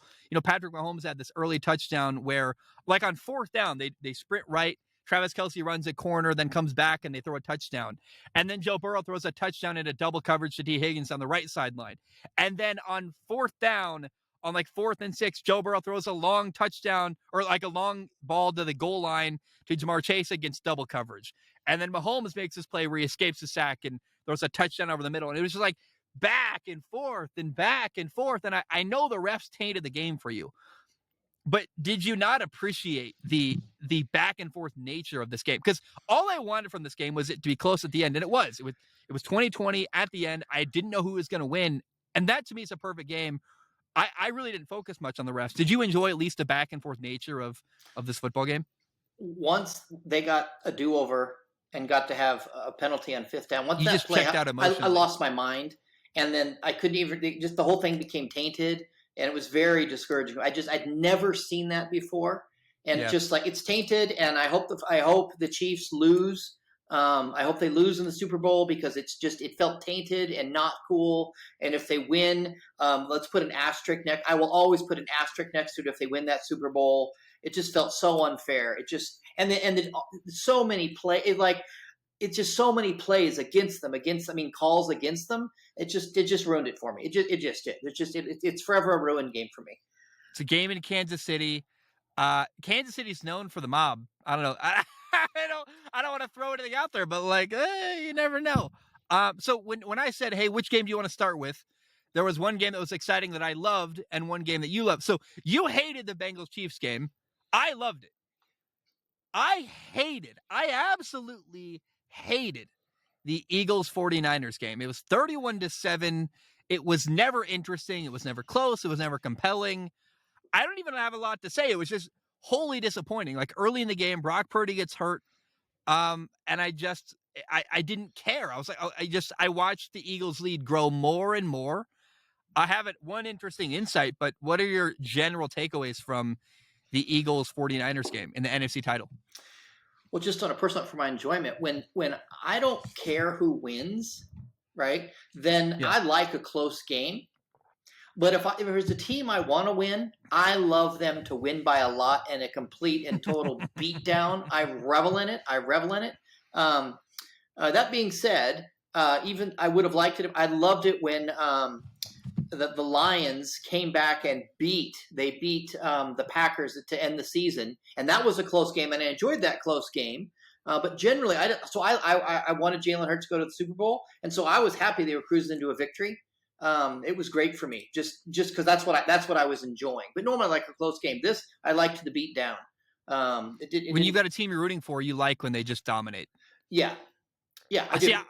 I'm the opposite. If there's a team I'm rooting for, I want them to win by 3 on a last-second field goal. I still enjoy the drama of that because I want an interesting fourth quarter. And this game, the second half of this football game was just boring. I'm like, I'm not engaged. It just totally lost me. I was at a bar with Marcus Whitman. Like, so do we hope the next one's better, right? Like, we're just like, this is awful. So what's the curse, the quarterback curse that's on the 49ers? Because, man, I couldn't believe it when Brock Purdy got injured. I'm like, are you kidding me? They lost. Their 3 quarterbacks are out for the year. Well, can I ask a question? So there was a report like 3 weeks ago that said, hey, Jimmy Garoppolo is going to be healthy enough to play by the NFC Championship game. So I thought that then there was a brief debate for like a couple days. Hey, if they get to the NFC Championship, are they going to start Jimmy Garoppolo instead of Brock Purdy? And that was nonsense and not going to happen. But I wonder, was Jimmy Garoppolo healthy? And if he was, why in the world wasn't he dressed ready to go? Like, why? Maybe he wasn't healthy enough, and that's fine. But if he was healthy, why wasn't he in uniform and the backup quarterback? Like, why did we go to Josh Johnson? Well, we should probably look at that. But I heard a couple of people say the NFL should change its rules so that the both teams can always have three quarterbacks dressed. And I suspect it had to do with some roster positions, and I don't know. But and then they had nobody. They had nobody playing quarterback. They had Christian McCaffrey for a couple plays. You're like, what? Right, but the person that was their emergency quarterback listed after Josh Johnson, it was a Yeah. kid that went to school at Harvard. And I thought, oh, well, he must have played quarterback in college or in high school. He's never played quarterback in his life, and he was their emergency quarterback. Are you talking about Christian McCaffrey who played No, at no, no, Stanford? no. The person that they No. had actually listed on Oh paper. wow, there was a guy. Yeah, it Oh, was that's wild. their emergency quarterback. So they just said that to meet the criteria required for right. They actually put in the Christian NFL McCaffrey nonsense. for a couple times, and then when they did Yeah. put Brock Purdy in, he's just handing the ball off. Yeah, well, he tore like his pec or something. He's out for like 6 months. He tore something in his arm. I want to say that the surprising thing about this football game was the matchup that was exciting was the Eagles offensive line against the 49ers defensive line. And Brock Purdy or not, last I checked, Brock Purdy doesn't play defense. Right. And the Eagles offensive line just absolutely dominated I think might be the best defensive line in football, which is the 49ers defensive line. It wasn't even close. And I know there's some emotional weight of you lose your quarterback and you're discouraged, but I just thought that we were going to get a more competitive battle up front between the Eagles offense and the 49ers defense. And I don't know how Brock Purdy being in the game would have impacted that matchup, which was so one-sided. I like people are like, oh, we lost Brock Purdy, that's why we lost. I'm like, I don't know that that's true. I think you lost because your defensive line didn't get the job done and they got dominated. What say you? I agree that I kept thinking that. I feel really bad for the 49ers fans that their quarterback is out and the game is not as interesting because I'm not saying I wanted to see Brock Purdy do well just because I like him. But the offensive line was way better than the defense. Yeah, what's cool too, the Eagles won round one of their first playoff game 38-7. They win their second playoff game 31-7. Now they're playing Kansas City. It's been just a dominant year for the Eagles. And I'm almost at the point where like they're so good. And I think they're going to get even better this offseason, which is crazy because they got a high draft pick and all this stuff. And I if they win a Super Bowl here, I look around the NFC, they're the AFC's loaded with Joe Burrow and Josh Allen, Herbert, Patrick Mahomes, Russell Wilson in Denver, and the AFC beats up on itself every year, right? The NFC isn't very competitive, not really. Like it's kind of there for the taking. I see a potential world where the Eagles are so good they could win the NFC and go to like 4 or 5 straight Super Bowls. It's not that far-fetched of an idea. And they might be playing a different quarterback every year from the AFC, but the NFC looks like for years now, Philadelphia is going to be the best team there. And I want to really praise the general manager, Howie Roseman. We did it last week. He's built this incredible football team. If the Eagles win a Super Bowl this year, they might be back even next year. And then you're like, is this kind of a dynasty like we had with the 49ers or with the Dallas Cowboys in the 90s? I don't know, but it's worth noting that the Eagles are in a position here to dominate for years and years to come, not just this year. And that's pretty cool to me. Yeah, I think you are completely right. I think the NFC, I think it's going to be very, very interesting what happens. I think the Eagles are in a good place to do very, very well. So what happens with the 49ers? Today, the coach came out and said basically, no, Garoppolo's not part of us, period. He's not coming. Yeah. I think, first of all, I think Garoppolo goes to the Miami Dolphins. I think Garoppolo goes to the 49ers, or to the Raiders. I hear you, but Mike McDaniel used to coach with the 49ers. In fact, Mike McDaniel was Jimmy Garoppolo's offensive coordinator. And where for Jimmy Garoppolo's perspective, would you rather go play for the Raiders or go play in Miami throwing to Tyreek Hill and Jalen Waddle? I would rather go to Miami. We don't know what Tua's status is unknown. I think Jimmy Garoppolo might be better than Tua. He can run that system. He knows it well, and he's got incredible receivers. I think Jimmy Garoppolo should go to Miami. Now, that aside, what does San Francisco do? They've got Trey Lance and they've got Brock Purdy. I think Brock Purdy's your day one starter next year, but I don't understand the benefit of trading away Trey Lance. You're not going to get much back for him. You traded a bunch to go get him. He's really talented. I think you just keep him. And if he's the quarterback you drafted him to be, like if Trey Lance really is as talented as you think he could be, at one point you liked him so much that he was your starter in beginning of 2022. So you like him to some degree. I don't know why you didn't just keep him on the roster. And if he is as good as we think he is, and as good as he could be, eventually he'll beat out Brock Purdy. I think that makes sense to me. I just don't know what you gain by trading him, unless you want to instill confidence in Brock Purdy. If you want to commit to him and instill confidence, that's fine. But it's weird to commit so much to a player in trade value and in time and resources, and then so quickly just get rid of him and move on. I don't feel quite ready for the 49ers to move on from Trey Lance entirely. I just keep him as your number 2 quarterback, and Brock Purdy got hurt. What if Brock Purdy had gotten hurt? What if Brock Purdy gets hurt week 8 next year? You want a guy prepared to come off the bench, and why can't that guy be Trey Lance? Yeah, if as long as it messes up the locker room, I suppose there's no reason to keep Trey Lance. Trey Lance did not seem to win over the locker room.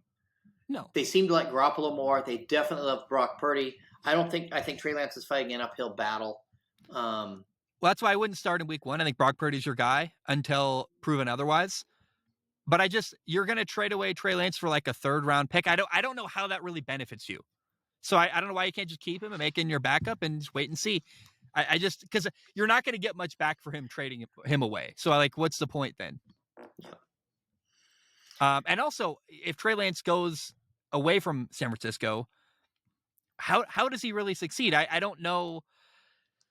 One of the only teams that I think could trade for Trey Lance that's really interesting would be the New York Giants. They've got Brian Dable. They've got a system where they run a lot with Daniel Jones. I think Trey Lance is more talented than Daniel Jones. That's the only. I haven't heard anyone saying that. This just came to my mind right now. But I've been hoping. So let's talk about the Giants for a second.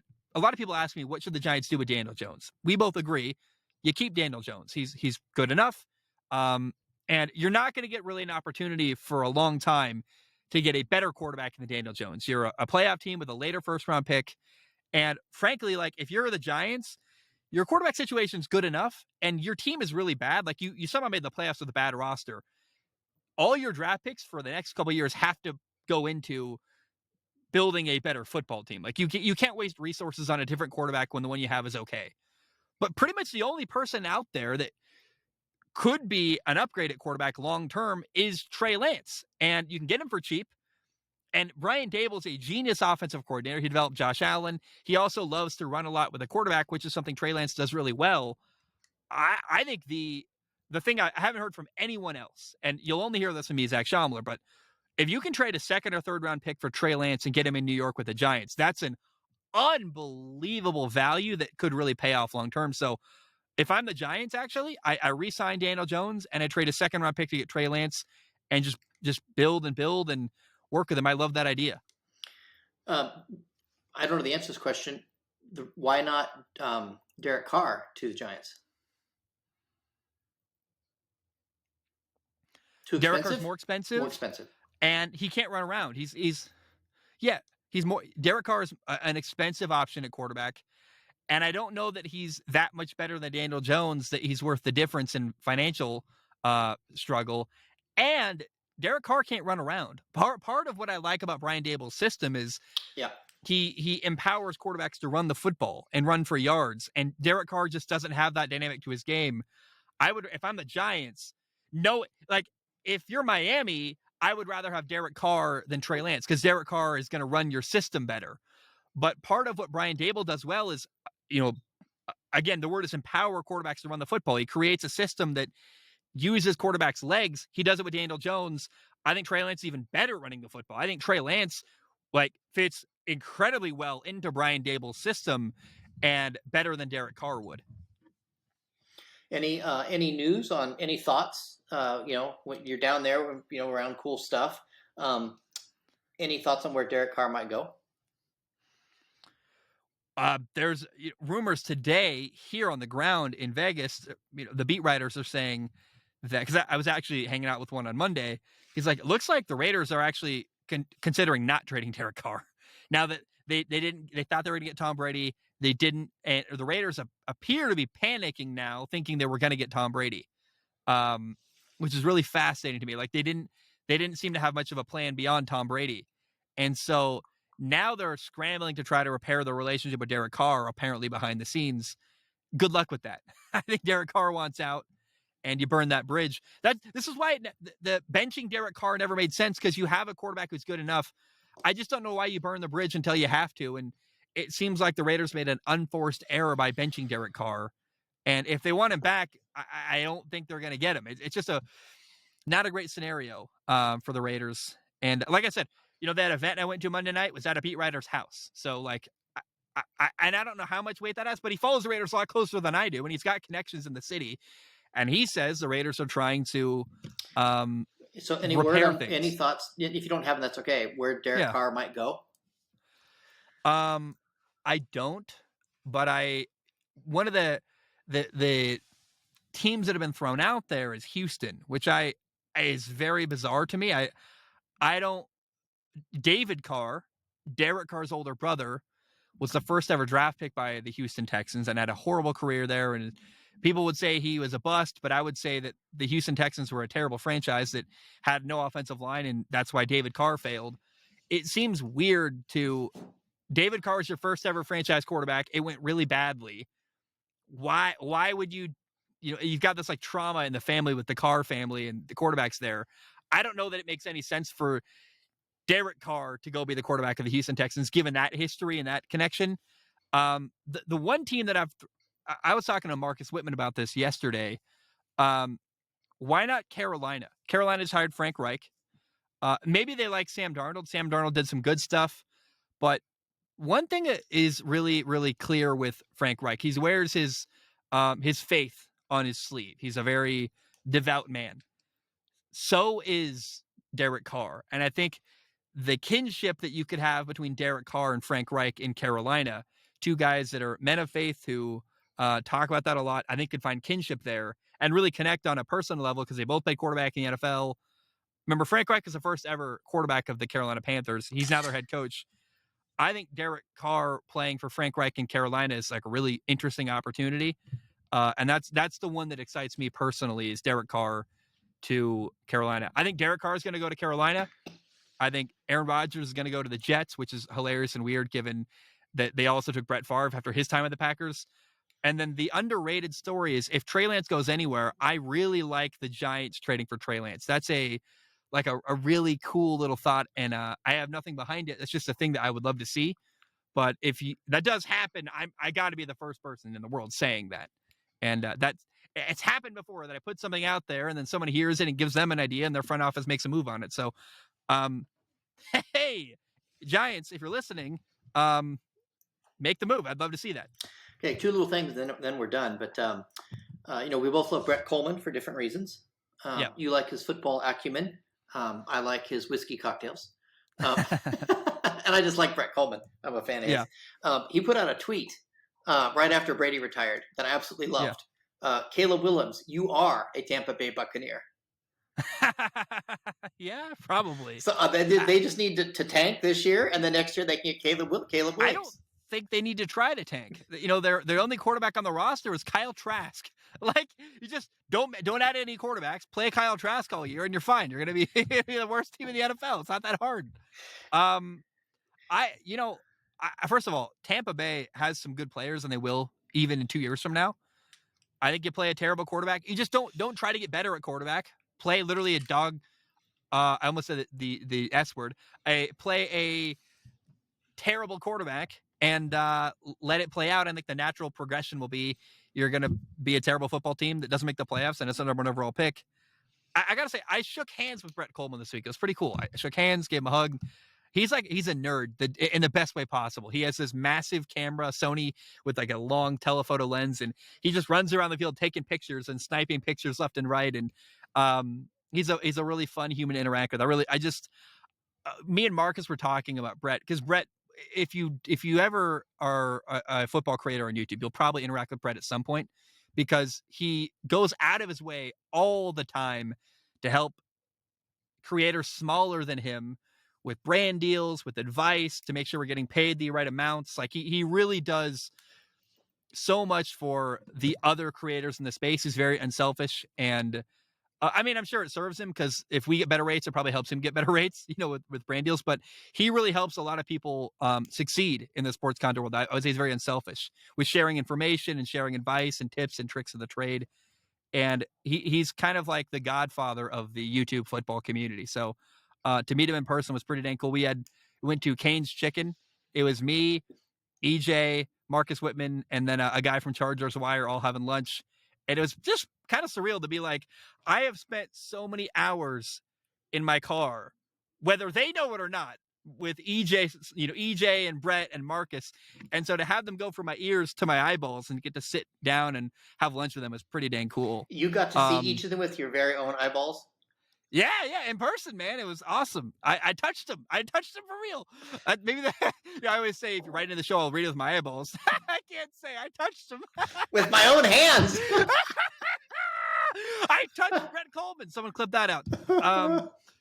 I also, with my own eyeballs in person, saw Bill Belichick, and this is not the first time, but because I saw him from the stands once upon a time in Cincinnati, but I was on the same two field, car lengths, same sidelines as him, same field. I was 2 car lengths away at one point from Bill Belichick, and then at one point even closer, and I was like right behind Dorian Thompson-Robinson, the former UCLA quarterback, listening in like a huddle scenario where the 3 quarterbacks of the Shrine Bowl playing for the Patriots side were the West team. We're all huddled together with Bill O'Brien on the right and Bill Belichick on the left, sharing wisdom and knowledge and talking through the plays and their approach. And it was really cool to see these young quarterbacks who are leaving college, going to the NFL, just soaking it all up. Like very clear attitude of reverence and respect. And anything either of these two men, Bill Belichick or Bill O'Brien, said, they were just all ears and taking it all in and kind of sponges of information. And that's the right approach. And I just really, really kind of a special moment to hear Bill Belichick coaching quarterbacks along Bill O'Brien. Yeah, a cool moment, man. Like I got a picture of all of them in one go, and I'm like, I'm right here. I'm like a car length away from Bill Belichick. He had like a bandage on his face, probably melanoma, I would assume, which is like minor skin cancer from sun damage. Just interesting, man. I really been cool to see. I saw Ryan Poles. I saw Brian Gutekunst, the Packers general manager. It's interesting to, there's all this handshaking going on at the Shrine Bowl and all these people, and you can't share. Like you see Brian Gutekunst, the Packers GM, and you don't say anything. You just look at him and go, I know who that is. The only person I went out of my way to introduce myself to was Jordan Palmer. I said, he didn't remember me, but he actually coached me once upon a time at a couple Nike camps long time ago. And I told him that. He kind of laughed, but I said, hey man, I think you're the best in the world at what you do. I love your podcast, and the way you coach young quarterbacks is incredible. And I don't know how much it meant to him, probably nothing, but I got to tell him that, and that felt very gratifying to me. It was the only person I kind of just introduced myself to, because I'm around all these crazy names and famous people, and I'm just like, I'm kind of along for the ride. But it's pretty wild to be next to Ryan Poles, the Bears general manager, and Brian Gutekunst and all these big names and people I know. And it's just kind of a weird week of my life being around important football people in Vegas. So we got to close with the regular segment, the Aaron Rodgers watch and update. Okay.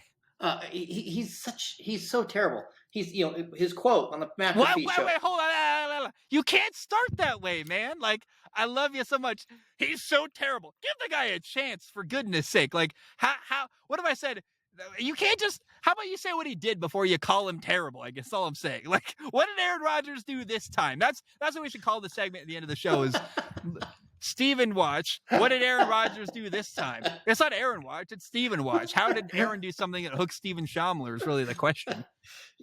He apparently his mind was blown, and he wasn't even taking ayahuasca. It sounds like there are already conversations going on that aren't involving me, which is interesting. Really? You're kidding. You're kidding. The team is talking about you without you in the room? I bet that's never happened before. Oh my goodness. How passive aggressive. And I'm sure if they get rid of him, it's because he just wears them out. And he's already he's not sure. He can't make a decision. He doesn't know. Eventually, even I think the Packers fans are going to get sick of him. No, I hear you, man. I think it's I don't know. I feel for Aaron because that's the thing I would say, man. Like I would be like, it's interesting because the inflection matters there, right? Hey, they're already having conversations without me. That's interesting. It's a lot different than it's interesting they're having conversations without me. Like, and I don't get Why the is it sense that Aaron's, interesting? It should be expected. Of course, they're going to have a conversation without him there. That but happens to what every quarterback in the NFL. totally. But what I'm saying is it's Aaron acknowledging, hey, it looks like the Packers are done with me too. I think that's the coded message there. And I think I think the Packers are ready to move on. They've got Jordan Love. They think Jordan Love can play. Jordan Love. So one thing I really want to give credit to Aaron Rodgers for is that Aaron Rodgers appears to get along with Jordan Love really well. And there was a lot of drama when Jordan Love got drafted in the first round and all this hullabaloo. But I think the reality is that behind the scenes, they get along pretty well. And Jordan's been preparing for the moment he gets a starting job. And I think Jordan Love is ready. And I think Aaron can acknowledge that. And I think Aaron's kind of done with Green Bay. I think Green Bay's kind of done with him. I don't know that that's a aggressive statement of Aaron Rodgers. I think it's Aaron Rodgers acknowledging, looks like the Packers might be done with me. And I think Aaron Rodgers really wants to go to the Jets. And I think the Packers really want a war chest of draft picks for Aaron Rodgers. So I think that's all that's happening behind the scenes is Aaron's acknowledging that looks like Green Bay's done with me. And I think Green Bay is going to trade an arm and a leg. Or I think the Jets, are going to trade an arm and a leg to get Aaron Rodgers. I think it's going to be awesome. I think you got to open your mind. I don't think everything Aaron Rodgers does is bad. And I certainly don't love some of the ways he's led and all this stuff. But I think when you hate Aaron Rodgers, everything he does gets interpreted as negative when I think some of the stuff he says is it's just talking. Like, I don't know that that's a really, truly bad quote by Aaron Rodgers. I think, I think it's just when you say it's interesting, it's Aaron. I haven't watched the clip. He probably said it on Pat McAfee. Am I correct? Yep.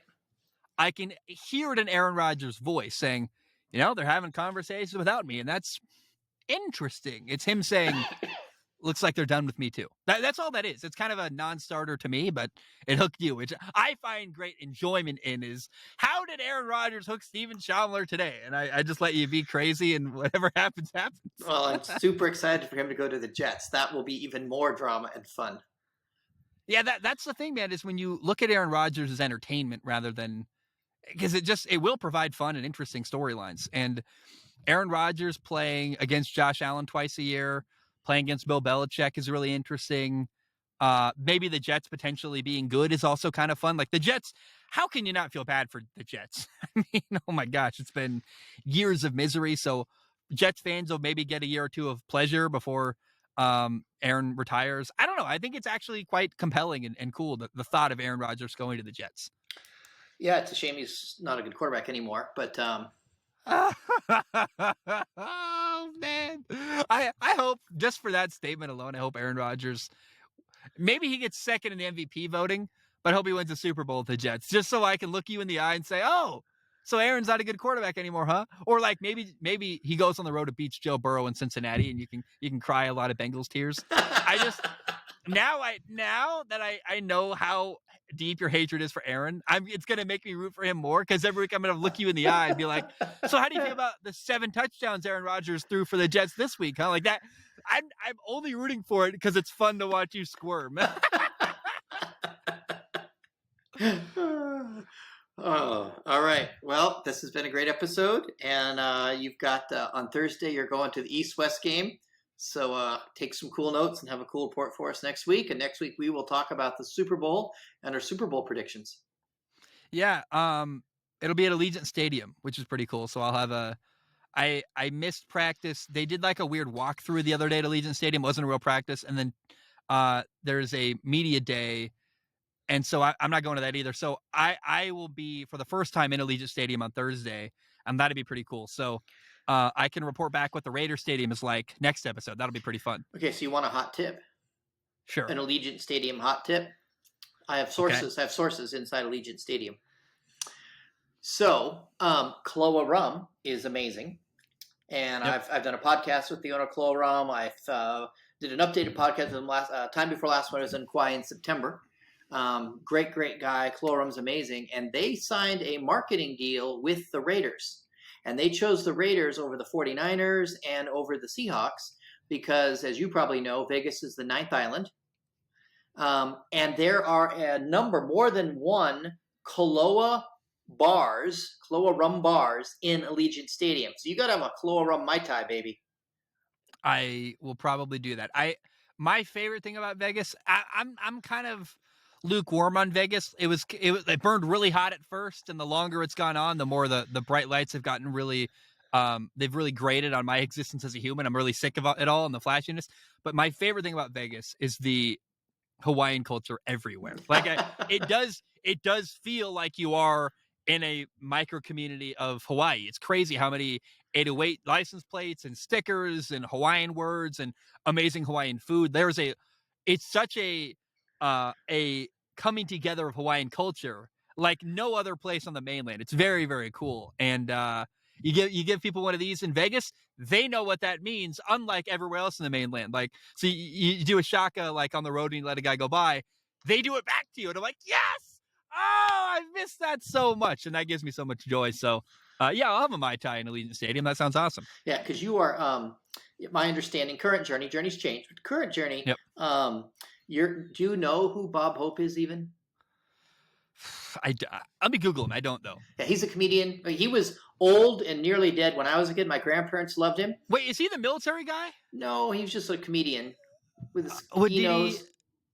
He did comedy. So I think though there is at Pearl Harbor there's actually a memorial to him because I think he did a lot of military performances. He did, but maybe I'm wrong. Yeah, he did. So I think there's a Bob Hope like museum or something, like Bob Hope exhibit or something in Pearl Harbor, because I remember I went to Pearl Harbor and I lived in Honolulu, and I definitely saw that, and I talked to the guy who was like leading the conversations about that. So I vaguely do know that name. Anyway, continue. So Bob Hope and Bing Crosby made in the 1940s. Like, I wasn't even born then. That's how long ago it was.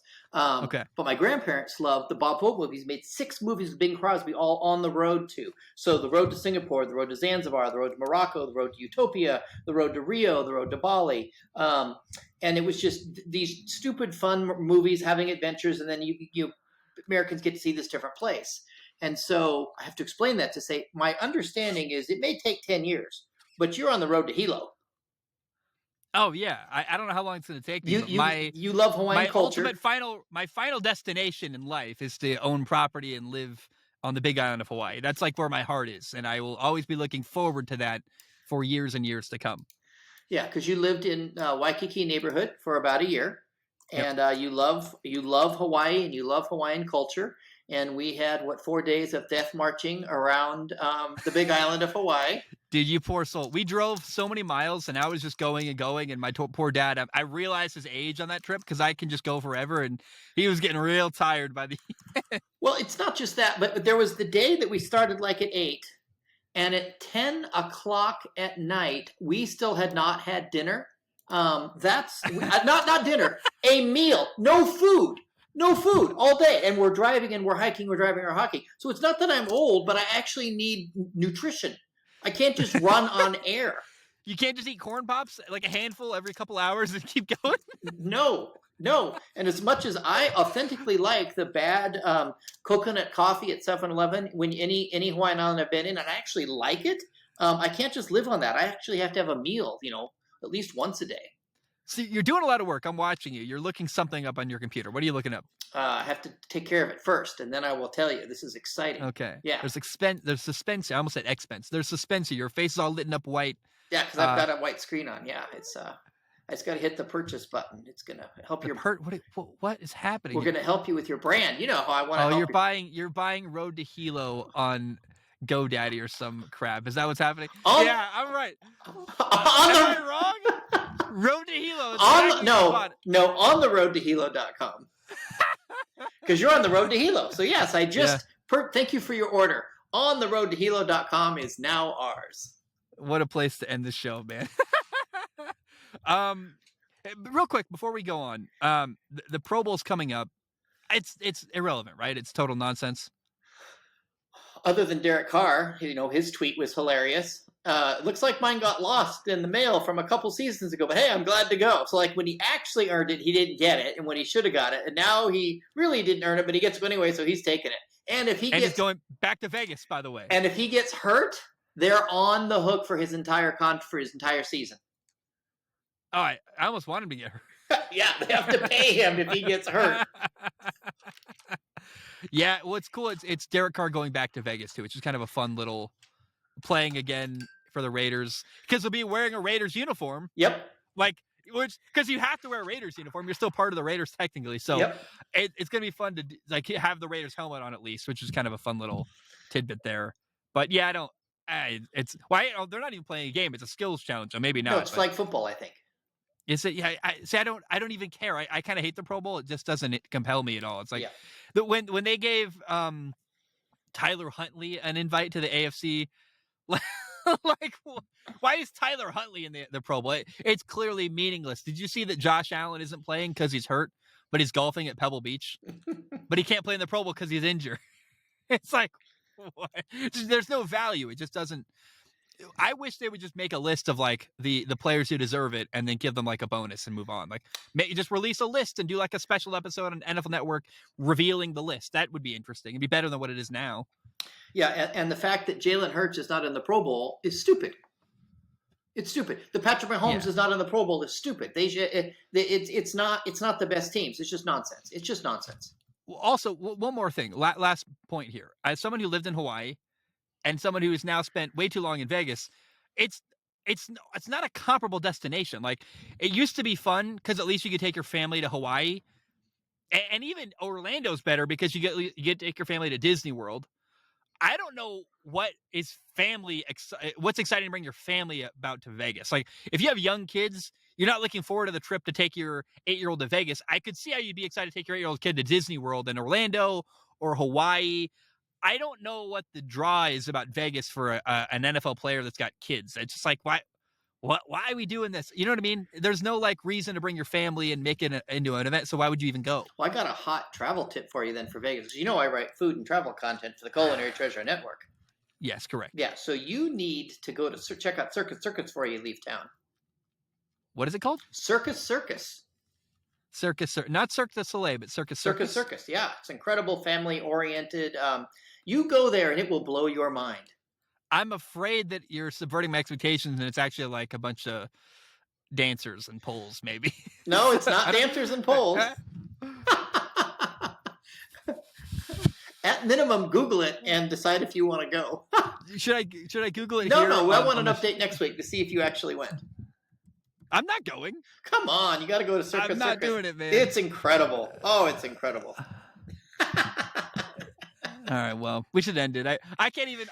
I Googled it, and it's going to take me too long to even understand what I'm looking at. So, guys, I love you. I appreciate you. Hope you have a great day. Thanks for tuning in. See you next week. We'll talk about the Super Bowl next week. We won't talk about the Pro Bowl because it doesn't matter. And we'll talk about Aaron Rodgers. Yeah. Hopefully there's something. I think there's going to be other news, so that'll be cool. So anyway, I love you. Appreciate you. And bam, we are done.